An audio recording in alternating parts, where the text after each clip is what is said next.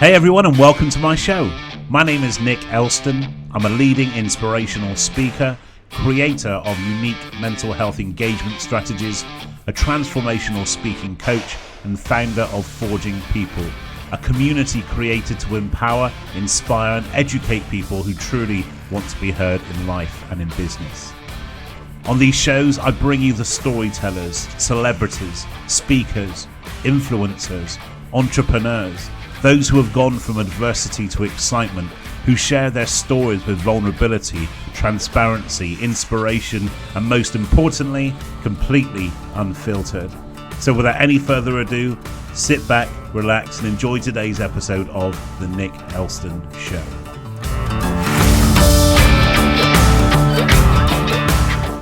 Hey everyone, a big welcome back to the Nick Elston Show. It's season 3, episode 14, and the final day of November's Podcast Today release week. So thank you so much for all the love you've been sharing with us this week. And hot on the back of Amy Kingston, my guest from yesterday, I've welcomed in another Bristol City fan through my doors. I must be a glutton for punishment right now, but we have the wonderful Della Hudson in the room. Big round of applause to Della. Woo! Thanks, Nick. Hey, you all right? I'm great, thanks. And hopefully by the time this goes live, it'll be a better season for both of us, both our teams. Trust me. I am not holding out any hope, but that's a whole different story altogether. So a big welcome to the show. I've been very keen to get you on, not just because you're an all-round good egg, really, but so our paths first crossed through the wonderful platforms of social media back in the day. Initially not about business per se. It was more so around football and our love of football and our choice of Bristol football clubs, which I'm sure I've got the raw end of a deal here, but there we go. And from there on, we started to network and do some business and that kind of stuff. And in our current guises and what we're doing today, we share the same stages, we deliver to the same audiences. So I love that kind of synchronicity of our world's kind of been in orbit for a long, long time now, which is really cool. So give everybody here an insight into who Della Hudson is. Right, I'm a chartered accountant by training. And so when we first met, I was running Hudson Accountants. But 4 years ago, I sold that and moved into professional speaking, consultancy, business coaching.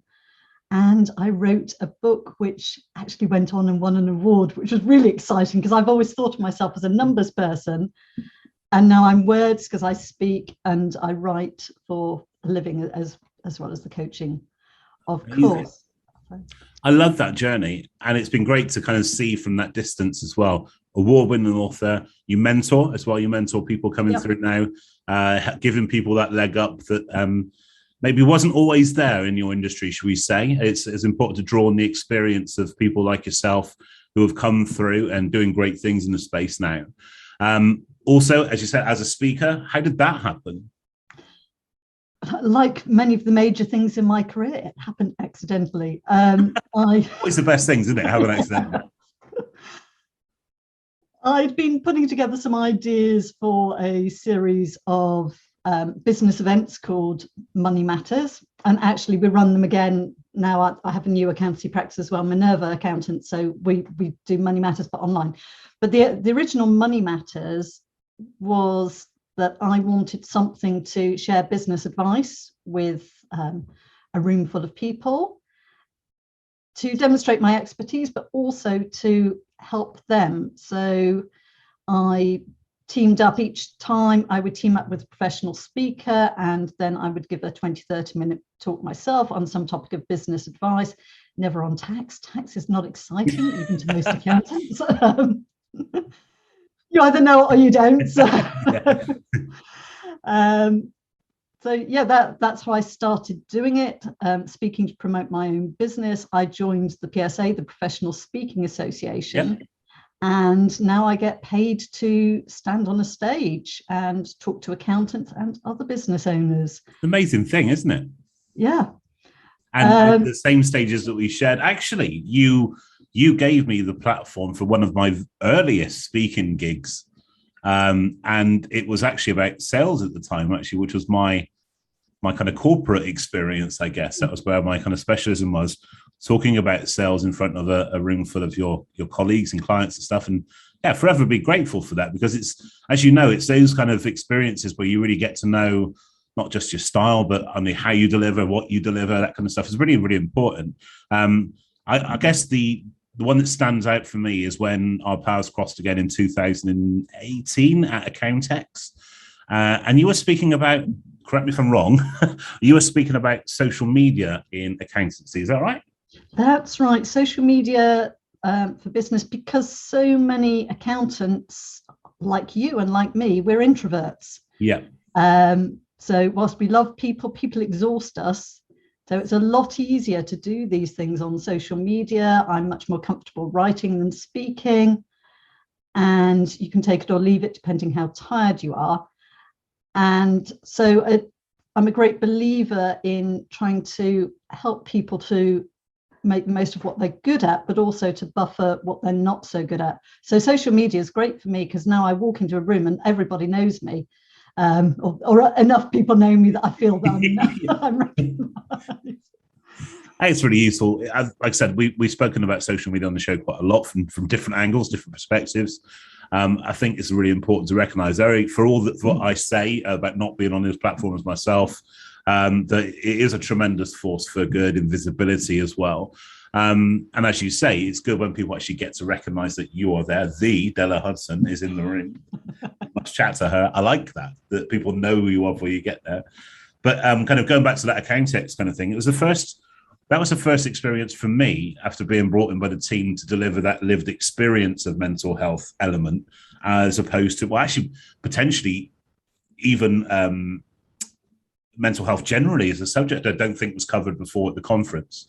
Yeah. And I certainly saw this real desire to be able to look at things like talking emotionally or even emotional leadership, so changing the culture of accountancy through showing some vulnerability and stuff, as part of your kind of coaching within the industry. So actually I found it's one of the few industries I would say that I've had some pushbacks from, more than others, I would say, being outside the industry coming in. That's obviously the vast majority. I haven't had that, I like to stress. But have you found that coming from within the industry and maybe trying to help people do things a different way? Coaching, I think because I am actually an accountant by background, I'm recognized for my expertise. The book itself, if you want to demonstrate expertise, write a book, or even just tell people that you're writing a book. I picked up, some early coaching and speaking work just at the point I hadn't actually typed anything at all then, let alone finished it, published, written, whatever. So I'm now on my third book, and I also co-author one of the Bloomsbury tax manuals, but that's just a completely different style, as you can imagine. That's very cool, though. That's a big deal, isn't it? My kids love it, because for all the stuff I've done, the stuff I've achieved, Bloomsbury also publish J.K. Rowling. Yeah, I thought I'd heard of it somewhere. Yeah, absolutely, you're right. So it may be on the tax side, the professional, Bloomsbury professional, but all of a sudden I've managed to impress my two teenagers for the first time ever. Do you ever kind of take a step back and give yourself a pat on the back for what you've achieved? I do, because it's something that I encourage my clients to do as well. We all have really bad days, and those are the days you need to pull out your list of everything that you've achieved. So I have a list on my phone of all the things that I've achieved, just to remind myself. And I'm also a great believer in celebrating your successes. Absolutely. So you make a mistake, you learn from it, you forget about it, you just remember the lesson. But your successes, celebrate them. I keep 2 bottles in my fridge. I have a bottle of champagne for the big celebrations, and I have a bottle of sparkling wine for the little celebrations. So you might not do alcohol, but have something to celebrate, some way of recognizing your own successes. And I'm quite happy to celebrate other people's successes. That's really cool. Do you know what? The one thing that really stands out, you've done this already a few times. I'm not sure if it's intentional or not, but either way, I think it's so rare now, is that you remember stuff. That you messaged me on my birthday, which I didn't even know you knew that was my birthday. And bearing in mind, I'm not on Facebook. I'm not, so you don't get those kind of automatic reminders kind of thing.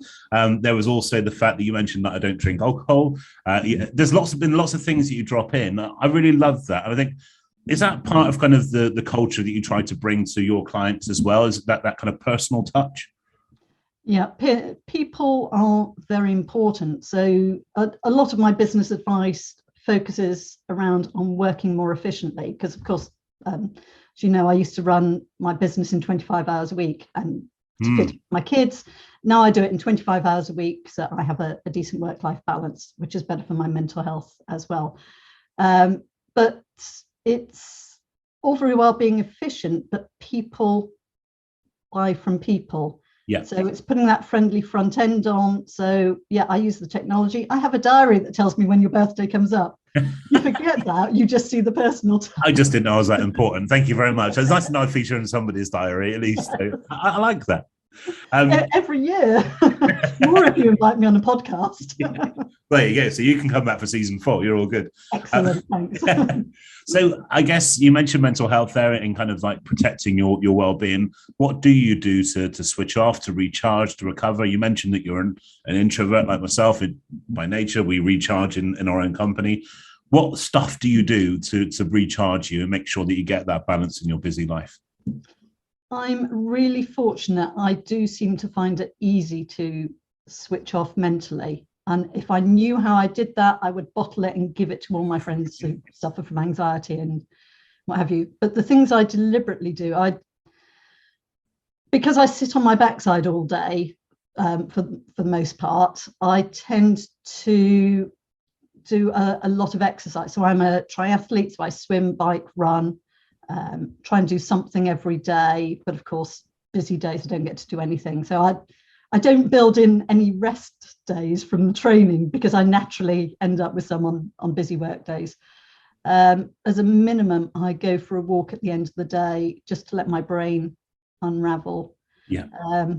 I find watching football is one of my things. I am so focused on willing that ball into the net. I can't think of anything else, work or anything. I know it brings its own problems, supporting Bristol City. And, you think you got problems? You spend most of the time willing your ball into the net. I kind of spend most of the time willing the ball away from our net. That's a whole different mentality altogether. We jest, but it's very true. I think certainly through the pandemic and lockdown, the what we have missed, and this is something we touched on with Amy yesterday as well, and Tom Gorringe, the exec director of Bristol Rovers, was on last month too, and talking about what we lacked is community. And actually, to be fair, the football ruins a good day out usually. So yes. we miss kind of having our connections with our friends and our family, because my family go to football too. That's been a big loss. I mean, the interesting thing, and I guess interesting covers a whole manner of sins, that word, doesn't it? But the interesting, Terry Pratchett, my favourite author, we live in interesting times. I like that. It's very true as well. Over the past, well, certainly in 2021, the 2 areas that I've done more in than ever before have been accountancy and chartered accountancy thrown into the mix as well, and education. Now, we've covered education on the show with some guests we had on. And I guess we can kind of understand that as a parent yourself. You can kind of understand the challenges, not just from the student perspective, but also from the teaching staff and the parents and everywhere else. In the accountancy sector, there seems to be this whole transfer of anxiety going on, because actually money and mental health is a heady mix. And for people that don't understand money, and I lump myself into that equation sometimes, that it could terrify us when we're in a position where things seem under threat. So you, as the listening ear, as the responsible accountant, you as an industry, you're the one that gets that kind of really twisted game of pass the parcel. You get all that anxiety. And so actually a lot of the stuff's been around self-protection for sure. But also it's working out how we can look after our clients, but also how can't we look after our clients. The work that I've done with the Institute of Chartered Accountants this year has been around that. With OmniPro, actually that would have happened by the time this goes out in next week from when we record this today, is all around that. Have you kind of seen that in your clients as well? An increase in the burden of responsibility from a well-being, mental health perspective towards their clients? Absolutely. I think, COVID hit and the first lockdown, everybody had some level of anxiety, whether that was normal for them or not. I'm fairly carefree, fairly relaxed, and I had a definite background anxiety, worrying about my health, my kids' health, and that would then impact on my business if I couldn't work, which impacted on my money, and so on and so on. So that was my personal thing. And I'm out there talking to all these accountants who are going through that. Fortunately, I tend to deal with more forward-thinking accountants, so they could deal with the working from home, if not instantly, then fairly easily. So they had the technology, but they had, I was speaking to one person, all his team were homeschooling littlies. So he had to do the work of 4 people. Wow. And it wasn't just the normal work. There were all the furlough claims to be done. There were, there'd be some announcement at 5 o'clock on a Friday evening, and immediately the phone would start ringing, clients going, what does this mean? What does this mean? But we had no further information, which is another anxiety for clients, for accountants. We are used to being the experts. We know what we're doing. And all of a sudden, we know no more than has just been announced there. Yeah. So it's, the different ways I was working with clients were, you need to admit that you don't know things, and also be proactive on the communications, so you're not getting all these phone calls in, that you talk about, this is what we know, this is what we don't know, and we'll keep you updated. In other words, don't call us, we'll call you, please, because we're trying to actually find out the answers and do the work and. Yeah. So it was the clients quite rightly looking to their accountants for support, and the accountants couldn't help. So there's the thing, not being the expert anymore. And also, I love working as an accountant. I get all the fun of being involved in hundreds of business and only the anxiety of one usually. Yeah. But when every single business has been impacted somehow, that's really stressful, because I want to I look after my clients. It's more than just the fee they pay me. I care about them. I care about their dreams. I care about why they started their business. And when you see that's under threat, I feel for them. And then there's all their anxiety as well. So yeah, I did an awful, well, even normally as an accountant, you do an awful lot of a pseudo counselling role. Yeah. But that's important. I think it's important to recognise, because I don't think people necessarily understand that. Been doing a lot of work in the financial planning space as well recently, and the level of trust that they have with you as a financial planner, as an accountant, is akin to a therapist, a GP. It takes that level of trust for them to trust you with their livelihood. So they're going to tell you about mental illness or race or sexuality or gender, all these things that we don't usually talk about. So you do become, like you said, that kind of counselling role as well. And you hit the nail on the head beautifully. And this is why you're the expert at what you do. That it's not just about setting your boundaries and working out how you want to work and how you want to live. Actually, it's about then communicating those boundaries to everybody else so that their expectations change. And I think that's the bit that people tend to miss a lot of the time, is to think, right, okay, I use a basic example of email response time. If pre-pandemic, your email response time was kind of like 4 hours, and now it's 8 hours, great, and that's your boundary. But unless you communicate that to your clients and to everybody else, the expectation doesn't change. So the pressure remains just as high, if not more, because they haven't done the things that you said they should be doing by communicating that. I think that's an important message in there. Thank you. Are you truly being heard in life, in education, in business? Your ability to deliver any message with clarity, power and emotion will have an ultimately defining impact on your success, personally and professionally. Forging People, founded by Nick Elston, is an online community developed to empower, inspire, engage and educate you to truly step up. Complete with online courses, early access to in-person coaching and events, free resources and a community of like-minded people, Forging People will help you manage anxiety, boost confidence, and give you the tools to speak to any audience, whether it's one person or 1 million people. Speaking is more than just standing on stage. Speaking is business. Speaking is leadership. Speaking is influencing. Speaking is life. Contact Nick's team today on pa@nickelston.com or visit nickelston.com today to register your interest. This is the sign you've been looking for.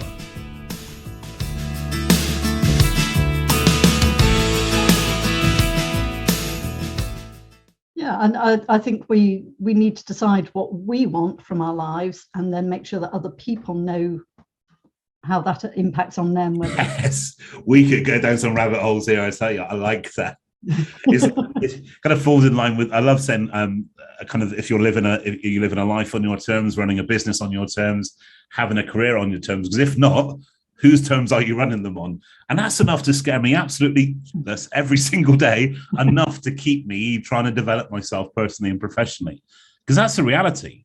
If we take reincarnation off the table here, just in case, if we get one go round at this, we want to make sure it's our go round. Yeah. And actually the importance of having mentors and coaches and everyone else is so important.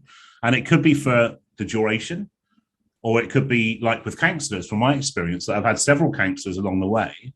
And even right to today, where it's the right person for the right time. Yeah.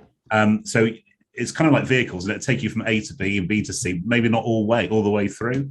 But the importance of mentoring is huge, isn't it? Do you think people genuinely understand that, or do you have to kind of sell the idea of having a you in their lives? It depends. As I'm an accountant, that's always my answer. It depends. I recognise that from my account. Yes. Yes. Shall I do this or that? Yeah, it depends. Yeah. But so some people really get it and realise that they need help, and they're quite happy to ask for that help. And other people, they think they can do it themselves because, you know, they've always done well. They're bright. They're intelligent. Every single business owner that I coach or mentor is absolutely fabulous, and the majority of their business is really good, solid stuff. So they hit a glass ceiling, and some of them just keep banging their head against that glass ceiling, and others just come and ask for a hand to get over it. And like you say, it's different coaches at different times of their business life. They may come back, or they may go to somebody else, you know, for a different aspect or for some different expertise, things like that. Do you see a difference in the terminology, mentoring versus coaching, or is it the same thing, just used in different ways? I'm actually an athletics coach, and athletics coaching covers everything. It's only in the business world where coaching, mentoring, advice, and consultancy are split out in such a different way. Yeah. So I'm a coach. I'm also a mentor because I've been there and done that. Yeah. I consult with fintechs and share my expertise, the accounting industry, with the technology companies who want to work with accountants. And I advise business on different actions to take. So I do all four bits of it. And you know, I flip between calling myself a coach or a mentor, depending on my mood. I know I do all those. But people come to me because they want answers. They don't want me to be constantly asking them questions. Yeah. So I do ask them questions because they have, you know, I need to know what they want out of it. Yeah. But I'm also able to give that little bit of advice as well. And that's what makes me a mentor. And same when I talk to other business owners, I can still mentor because I've been a business owner, but you know, maybe not in their industry. Yeah, I get that. So as you said, that the bulk of your work is done remotely, online, at a fixed location. From a speaking point of view, how has that looked over the past period? Because as somebody who's actually 90% of my work is speaking, the only coaching I do is the speaking coaching element. I don't coach mental health or coach anybody, anything, especially not exercise like you. I'm not built for that. Anyway, a whole different story. What I found is that speaking is very much alive and well. It looked different, for sure, even on a professional level. So geographically, the network's expanded. So deliver keynotes in kind of US and South Africa and stuff, which has been fantastic. So it's broadened it that way. But 4 weeks ago, when I first delivered back in person again in Glasgow, it just felt brilliant. Have you had an in-person speaking event since? Yeah, I did. Like you, first lockdown, all my speaking was cancelled. Yeah. But it's not such a big impact on it. It's a small part of what I do. Yeah. So it wasn't quite so vital to me. But then it all started up again online. Everybody was doing online events, Yeah. and there was too much. Yeah. So I was speaking, every 5 minutes for it felt like it. People must have been sick of me. So then it calmed down a bit, and then 21st of June, I got my first stage gig in London. Amazing.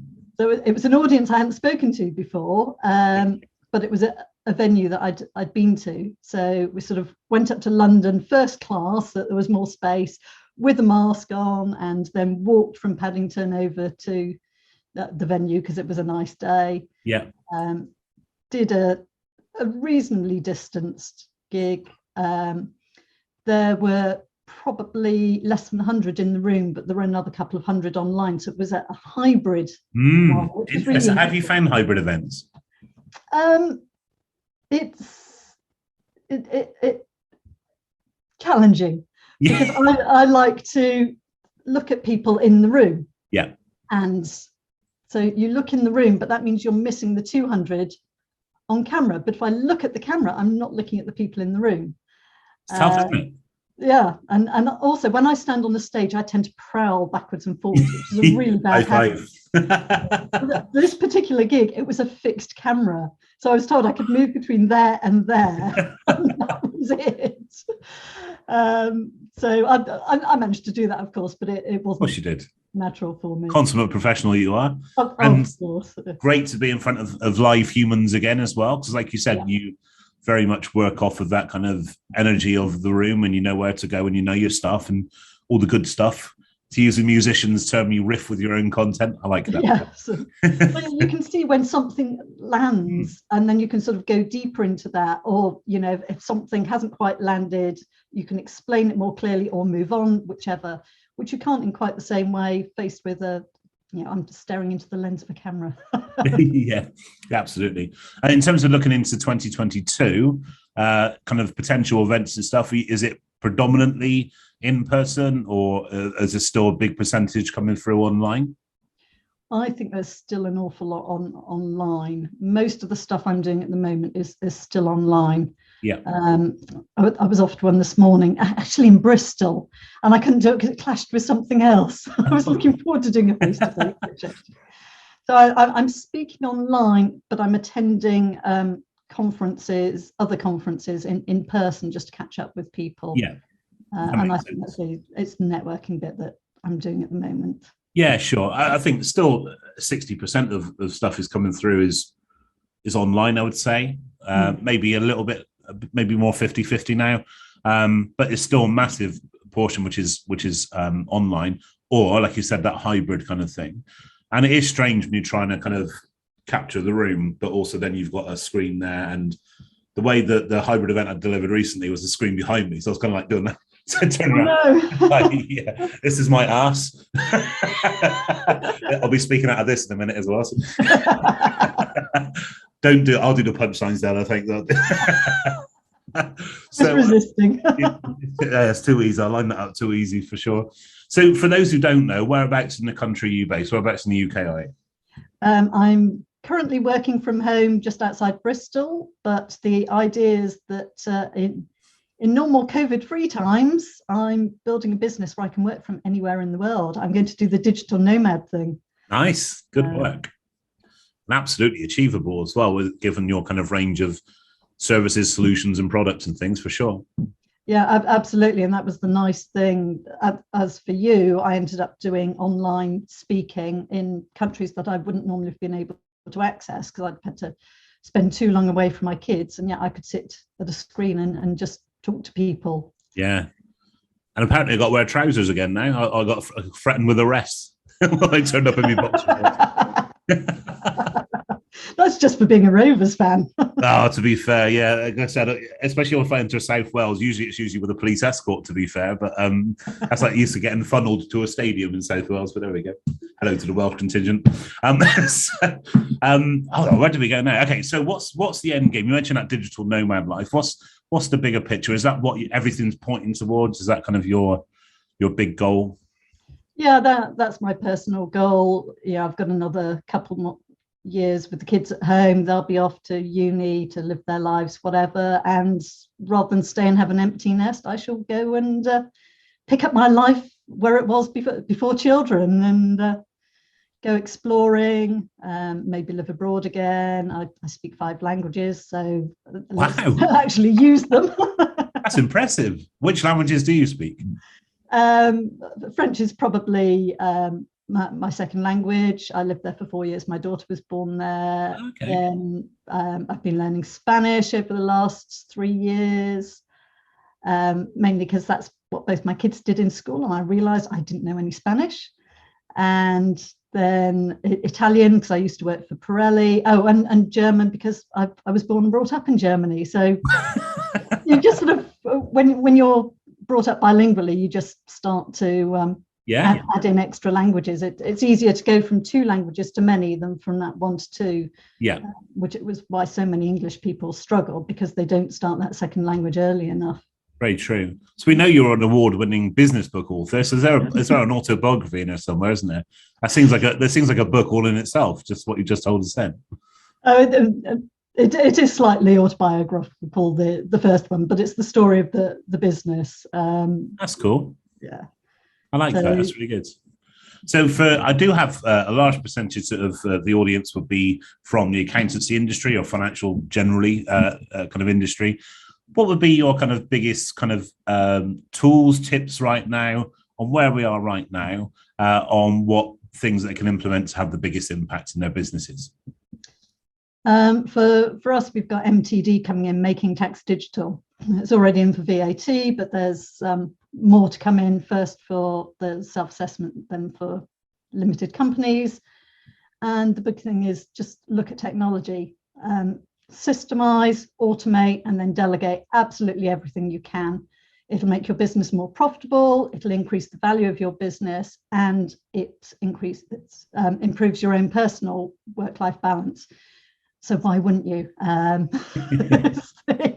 How do you counter that fear of automation? Because a lot of people do have that, and there's certain sections of my business that I kind of fear automation, in the sense that I've got a massive fear of delegation generally, to be fair, but automation for sure. How do you kind of counter that? Because you must have that kind of mind block when it comes to some clients, I guess. Yeah, and it's a bit like the way some people think they can't do numbers and therefore can't do accounts. Well, that's because it's, when you taught maths at school, it's quite clearly right or wrong. Whereas when you're taught other subjects, it's not necessarily wrong, it just could be better. So people get this mindset. And I was the same. I thought I couldn't sing. I went along to a speaker coach to strengthen my voice, so I was doing more speaking. And she's a singer-songwriter, and found out that actually I can sing, and I've passed exams to show I can sing. We have this mental block, and I think people are the same with technology. So it's teaching them how simple it is, that you can get a little app on your phone. If you can take a photograph of your grandchildren, of your dog, of whatever, you can use the technology, and that makes your bookkeeping so much easier, and things like that. And yeah, as for delegating, I have no problem finding people better than me. I'm not convinced by it. So if I know from my work with Signable back in the day when I was working in the software industry, that actually the biggest challenge wasn't the platform, wasn't the software. The biggest challenge was the mindset is that we trust paper and pen, because that's what we've been brought up with. It's like a conditioning element, isn't there? So for those who don't know, Signable is an electronic signing platform. So the biggest the biggest argument I would encounter is that we trust paper on pen, like newspapers, like paper books. That's what we trust, been brought up with. So there's a generational thing at play here as well, a conditioning element. It's accepting the fact that actually this is safe, it's legal, it's trustworthy, everything else. It's just not tactile. It's an interesting one, isn't it? I Yeah, I do come across that, but I don't have it personally because I've grown up with technology. I'm sat here at the moment. I have 4 screens on my desk. Yeah. Nice. And one of my clients has just approved their accounts on Signable, their accounts and tax returns. So I still use it. Yeah, amazing. It's not my main thing anymore, but I still use it for odd bits and pieces. So absolutely, I have no problem with technology. But one of my things before children, as most of my life was, I did a couple of years stint in IT, supporting the Oracle financials in a big corporate accounts department. So I had 200 accountants. Well, it's a team of 5 of us, and we had 200 accountants to look out for, but also 1,000 other users who were using the software for timesheets and project management and so on. So it's just second nature for me. I went into accountancy originally. I didn't know what I wanted to do, but I wanted something with maths and with computers, which were quite new at the time, and with people. And accountancy is alphabetically near the top of the list, and it seemed good. So I went into accountancy just as a first step until I figured out exactly what I wanted to do. But I absolutely love it. I love being able to help business owners to achieve their dream, both with the accounts, with the business advice, with the coaching. Everything I do, or standing on a stage speaking to them, everything I do has the same motive of helping people. And sometimes I get paid for that advice. I love it. Your passion does genuinely shine through. So thank you so much. And I love that ethos. That ethically and morally, it's just bang on track with like who we all see online as well. And I think that there's no disconnect. And it's great to have you on here because people can see what you see is what you get. And very often that cannot be that. Sometimes that's very often it's not the case, but there's no disconnect. And I love that. You can feel that. So thank you. Okay, so the question I like to ask all of my guests on the show, and it will form the part of a playlist available at the end of the season, is this. I'm going to set the scene. I'm now the MC of the O2 Arena in London. 20,000 people have paid their hard-earned money to come and hear you do your thing. You're sat in the green room, you're kicking back, and your walk-on music kicks in as I introduce you to the stage. That song that motivates you, but lifts you, that gets you at peak state. What would that track be and why? It's the one that I had running through my head while I was doing my Ironman. It's from the opera Don Quixote. It's Dream the Impossible Dream. Oh, tune. Love that. Good shout. Della Hudson, big round of applause. Absolute pleasure to have you on the show. Thank you for coming on. Thanks, Nick. No worries. And for everybody else, so that wraps up the podcast today day release week. That's the one. I knew I'd get it wrong, but I don't edit, as you know, so I'm keeping it in.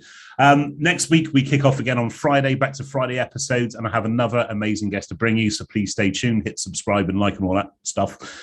And I nearly swore. Right at the end, I nearly swore. I nearly had to put an explicit rating on this episode, but I haven't. We're all good. In the meantime, stay well, be happy, take care, see you soon. Cheers, guys. Bye-bye. Bye. And that's a wrap. A big thank you for tuning into today's episode. Please do leave us a like and hit subscribe for the fantastic upcoming episodes that I will be bringing to you, featuring more amazing guests. But for now, be well, be happy, be safe, and remember, as I always say, it's what you do next that counts. Until next time on the Nick Elston Show, take care. I'll see you soon. Cheers, guys. Bye-bye.